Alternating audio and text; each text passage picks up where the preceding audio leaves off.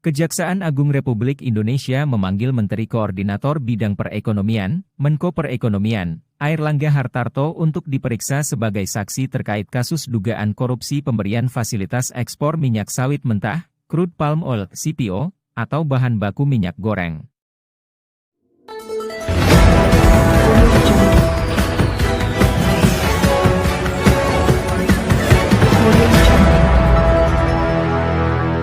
Kapus Penkum Kejagung Ketut Sumedana mengungkapkan bahwa saat ini proses pemeriksaan tengah berjalan.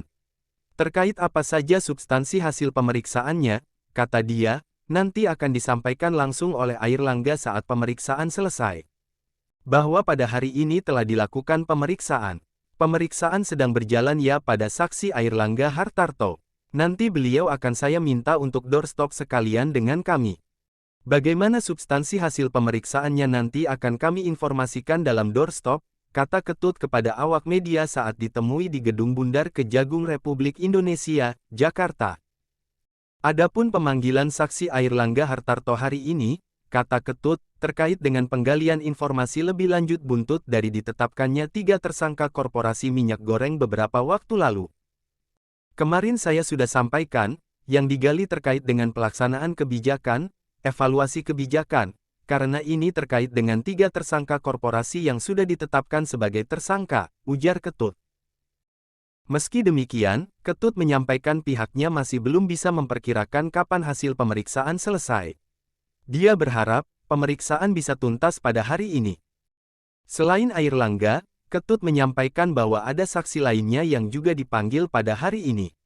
Sebelumnya Kejagung sudah memeriksa 6 saksi terkait perkara dugaan tindak pidana korupsi dalam pemberian fasilitas ekspor crude palm oil, CPO, dan turunannya tersebut yaitu berinisial atas nama S, M, A, J, E dan G, yaitu, menetapkan korporasi sebagai tersangka, di mana pada Kamis, tanggal 15 Juni tahun 2023, lalu, Kejagung telah menetapkan raksasa grup bisnis sawit, Wilmar, Musimas, dan Permata Hijau sebagai tersangka dengan dugaan merugikan negara sebesar 6,47 triliun rupiah.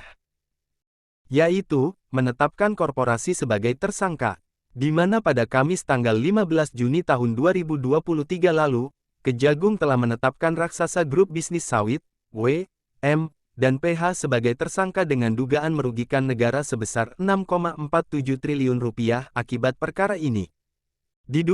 Bukan diduga lagi, kerugian yang dibebankan berdasarkan putusan kasasi dari Mahkamah Agung yang sudah mempunyai kekuatan hukum tetap adalah 6,47 triliun rupiah dari perkara minyak goreng, ungkap Ketut saat jumpa pers.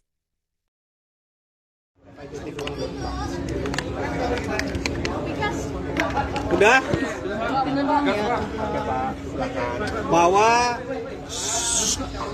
pada hari ini telah dilakukan pemeriksaan sedang berjalan ya kepada saksi AH. Ya, nanti beliau akan saya minta untuk doorstop sekalian dengan kami. Bagaimana substansi hasil pemeriksaan nanti kita doorstop. Ya. Jadi sudah jelas selesai, Pak. Soal apa sekarang, Pak?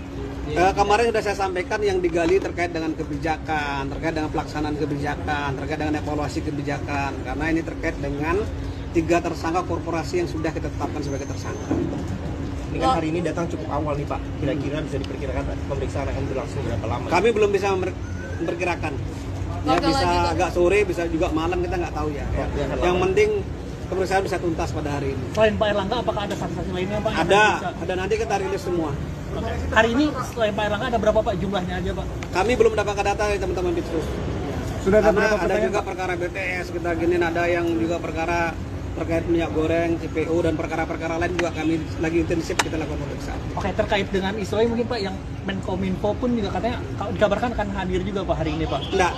Kalau Menkominfo memang sama tim kementerian itu dalam rangka audiensi dan silaturahmi terkait dengan pendampingan dan pengawalan percepatan pembangunan BTS 4G.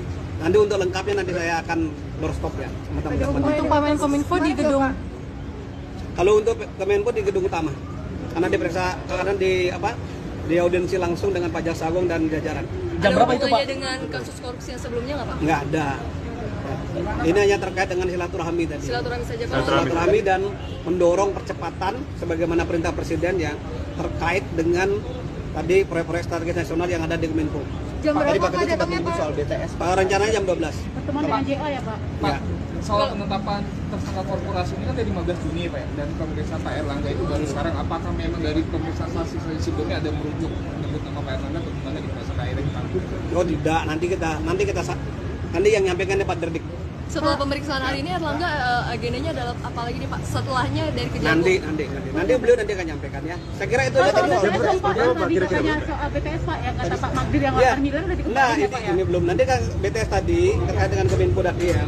Termasuk itu yang akan dibahas dalam pertemuan dengan Pak Jaksagung. Bagaimana proyek strategi nasional BTS ini bisa melakukan pengawalan dan pendampingan. Dan soal Pak Magdir Saya kira itu ya, nanti aja ya. Makasih ya, teman-teman ya. Jadi tarik. Bang Andro. Bagi-bagi nih kinerja kejaksaan bisa jadikan Kapan?